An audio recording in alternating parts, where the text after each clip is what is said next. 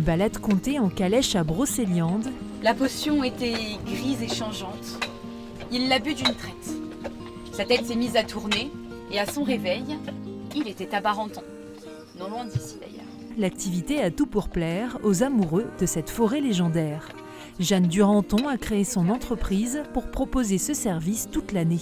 Depuis le printemps dernier, c'est voilà que j'ai vraiment envie de vraiment développer cette activité, de pouvoir en vivre. Travailleuse indépendante, elle touche le RSA en parallèle de la création de son entreprise et a bénéficié d'un prêt à taux zéro qui l'a aidée à se lancer. Au début, j'avais peut-être un petit peu de scrupules à toucher le RSA, mais au fur et à mesure, en fait, je me dis que c'est quand même vachement bien. Ça permet d'arriver à une autonomie financière tout en faisant ce qu'on aime, en faisant un projet qui est intéressant. Je suis quelqu'un d'assez indépendant, je pense. Et voilà, j'aime bien ce côté aussi. Voilà, c'est mon entreprise, donc voilà, c'est moi qui gère et de faire les bons choix, c'est une responsabilité, mais moi, ça me plaît.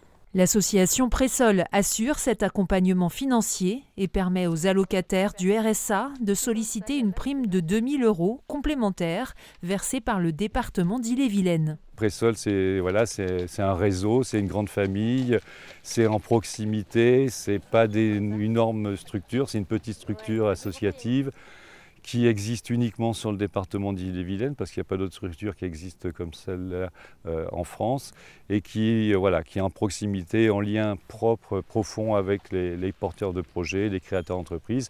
Et nous, on les suit aussi longtemps qu'ils en ont besoin ou qu'ils le souhaitent. Si on est au RSA, on peut créer son entreprise, et on a plein d'exemples de réussite de créateurs issus des minima sociaux qui ont créé leur entreprise et qui ont réussi leur projet. Cet accompagnement global a permis à Jeanne d'investir dans le matériel et le soin de ses chevaux de trait. Aujourd'hui, elle peut préparer l'avenir en toute sérénité. Il faut bien s'entourer, il ne faut pas hésiter à aller toquer aux portes. En fait. Ça peut être le département, la commune. Vraiment, il y a beaucoup de dispositifs d'accompagnement. Je conseille de se lancer, de faire ce qu'on aime. C'est toujours mieux.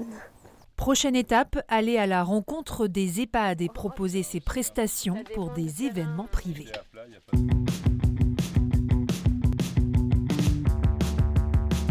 Le département d'Ille-et-Vilaine soutient les allocataires du RSA dans leur parcours d'entrepreneur. Une prime de 2 000 € leur est donc versée par l'intermédiaire des associations partenaires, l'ADI et Pressol. L'objectif pour nous, au département, c'est bien que les personnes puissent dégager un revenu de leur activité qui va leur permettre en fait, de sortir du dispositif du RSA.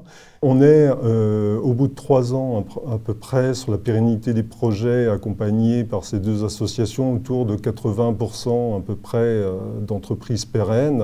Tout l'enjeu, en fait, c'est de soutenir des activités viables et de maximiser les chances en fait. Et l'accompagnement qui est proposé à travers les deux associations Pressol et ADI permettent de maximiser ces garanties et à terme de permettre aux gens de sortir du RSA.